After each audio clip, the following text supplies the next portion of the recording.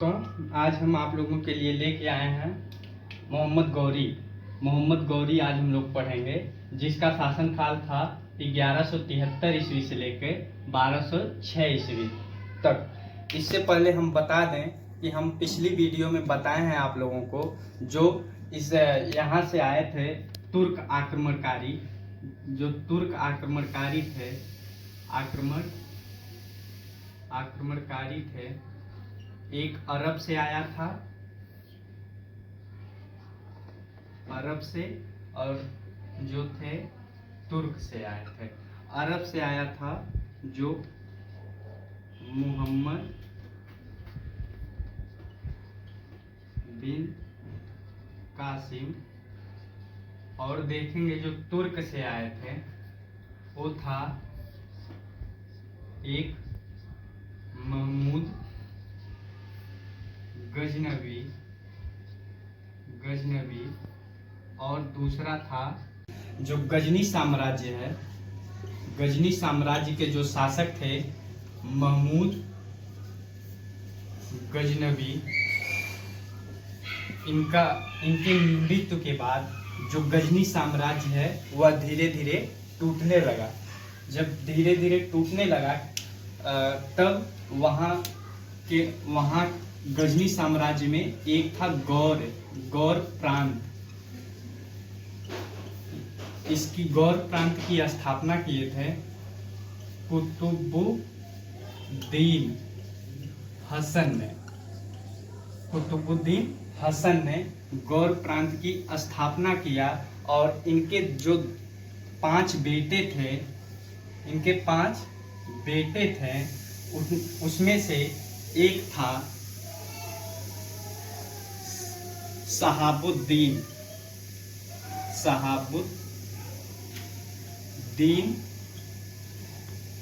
मोहम्मद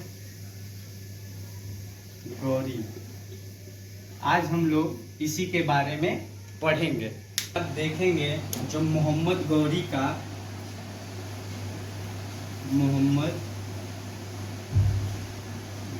का जो जन्म हुआ था वह हुआ था 1150 ईस्वी में। और इसके बाद देखेंगे जब यह गद्दी पर बैठा, जब यह शासक बना तो किस सन में गद्दी पर बैठा? 1173 ईस्वी में।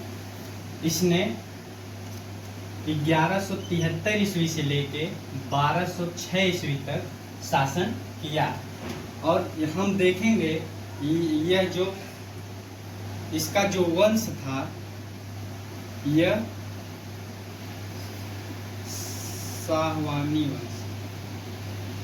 शाहवानी वंश बहुत जगह रहता है, लेकिन हम सही बता दें यह संसवानी वंश का शासक था। कहीं कहीं लिखा होता है शाहवानी वंश, लेकिन जो असल में था ये था संसवानी वंश का शासक। इसके बाद देखेंगे कि यह प्रथम आक्रमण जो था वह 1175 ईस्वी में मुल्तान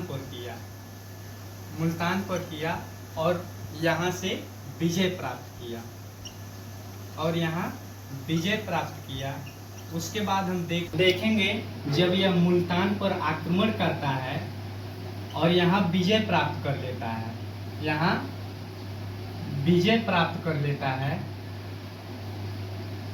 लेता है, इसके बाद यह बहुत खुश होता है। फिर यह योजना बनाता है कि भारत में जो मध्यवर्ती क्षेत्र हैं, जैसे कन्नौज पे यह आक्रमण करने की सोच रहा था। इसके बाद हम देखेंगे जब यह मोहम्मद गौरी भारत पर आक्रमण करने आया तो भारत में तमाम छोटे छोटे जो राजपूत थे उनका यहाँ शासन था। और हम लोग देखेंगे कि जो गुजरात था पहला गुजरात था। इसके बाद देखेंगे हम अजमेर। अजमेर में जो था वह चौहान वंश का शासक था। चौहान वंश का शासन था। जिस शासक थे कहाँ के? अजमेर के। उस समय थे पृथ्वीराज चौहान। पृथ्वीराज चौहान। इसके बाद हम देखेंगे जो दिल्ली था वहाँ एक दिल्ली की स्थापना जो किए थे, कौन किया था? तोमर वंश। तोमर वंश यहाँ जो था दिल्ली से और अजमेर का जो था यह वैवाहिक संबंध है। हम आप लोगों को बता दें जो चौहान वंश पृथ्वीराज चौहान के पिता थे वह दिल्ली में जो वंश था, जो इनकी माता थी पृथ्वीराज चौहान की, वह दिल्ली से ही थी। इनके जो नाना थे आनंदपाल, इनके कोई लड़के नहीं थे, सिर्फ एक बेटी इनकी थी जो पृथ्वीराज चौहान की माँ थी। इसी वजह से जो दिल्ली का साम्राज्य पूरा था, साम्राज्य था, वह पृथ्वीराज चौहान को दे दिए इनके नाना का नाम था आनंदपाल। आनंदपाल। इसके बाद हम देखेंगे जब इनको दे दिए तो अजमेर और दिल्ली दोनों प्रांतों को पृथ्वीराज चौहान द्वारा वहाँ पर शासन किया जाने लगा। इसके बाद गुजरात था। यहाँ चालुक्य वंश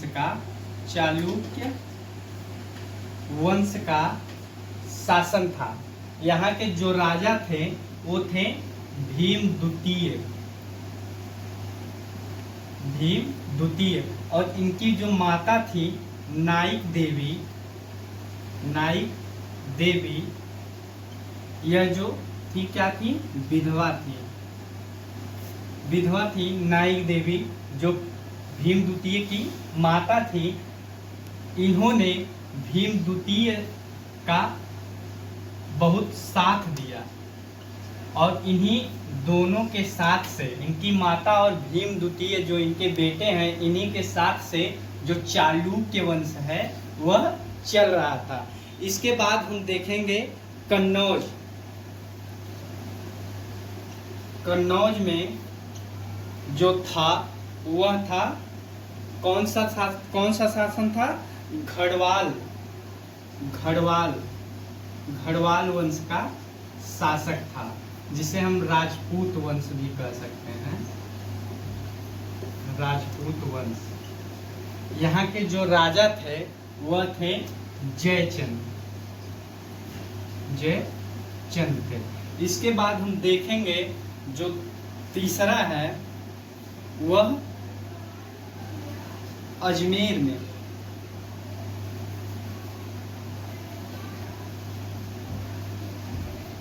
अजमेर। इसके बाद हम देखेंगे कि इसने 1191 ईस्वी में तराइन का प्रथम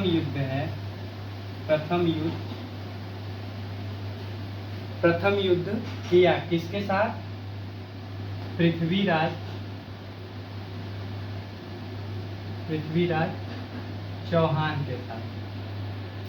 देखेंगे कि 1191 ईस्वी में इसने तराइन का युद्ध, जो तराइन का प्रथम युद्ध पृथ्वीराज चौहान के साथ किया और पृथ्वीराज चौहान की से यह क्या हुआ? पराजित हो गया।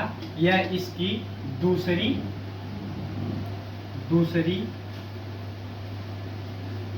पराजय थी। यह इसकी दूसरी हार थी। उसके बाद 1192 ईस्वी में इसने अपने सेना को संगठित करके पृथ्वीराज चौहान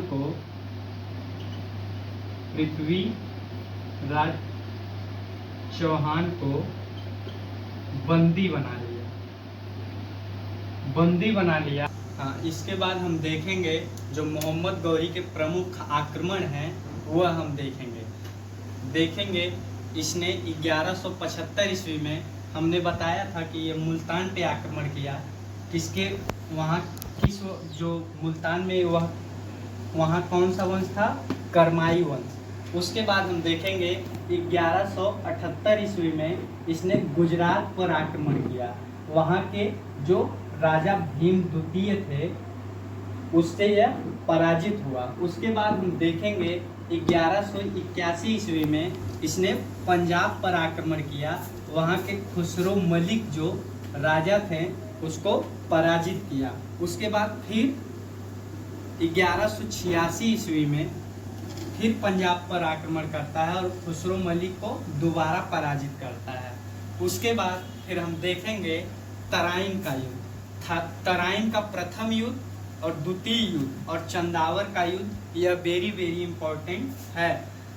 इसके बाद देखेंगे 1191 ईस्वी में तराइन का युद्ध, जो पृथ्वीराज चौहान से मोहम्मद गौरी लड़ा, जिसमें मोहम्मद गौरी पराजित हुआ। उसके बाद देखेंगे 1192 ईस्वी में तराइन का युद्ध, जो द्वितीय युद्ध तराइन का है, वह पृथ्वीराज चौहान और मोहम्मद गौरी के बीच होता है, जिसमें पृथ्वीराज चौहान को मोहम्मद गौरी बंदी बना लेता है। उसके बाद हम देखेंगे इसका 1194 ईस्वी में कन्नौज पर आक्रमण करता है, जिसको हम चंदावर का युद्ध भी कहते हैं। वहाँ के जो राजा थे, कहाँ? कन्नौज के जो राजा थे वह थे जयचंद। उस 95 ईस्वी में इसने बयाना पर आक्रमण किया और कुमारपाल को पराजित किया।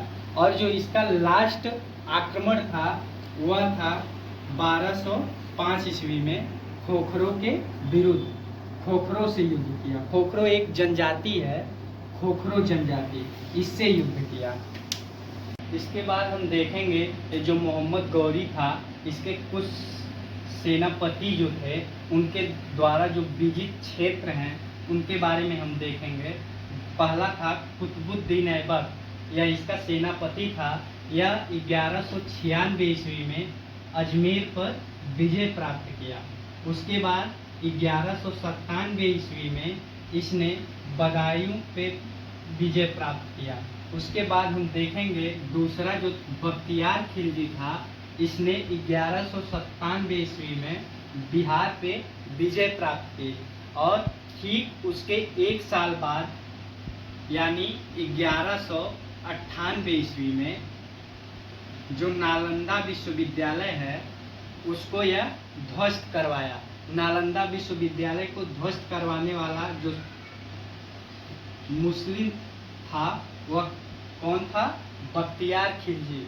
उसके बाद हम देखेंगे कि इसने 1205 ईस्वी में बंगाल पर विजय प्राप्त किया।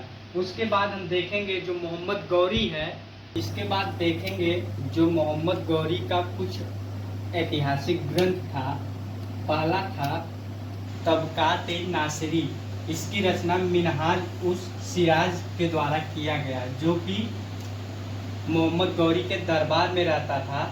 इसमें भारत पर विजय और तराइन के युद्ध का वर्णन किया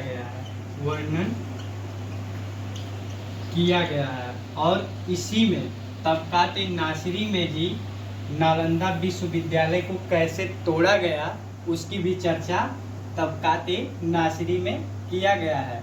इसके बाद देखेंगे दूसरा जो इसका ग्रंथ था पृथ्वीराज रासो। इसकी रचना जो किए थे पृथ्वीराज चौहान के दरबारी कवि चंदरबरदाई द्वारा किया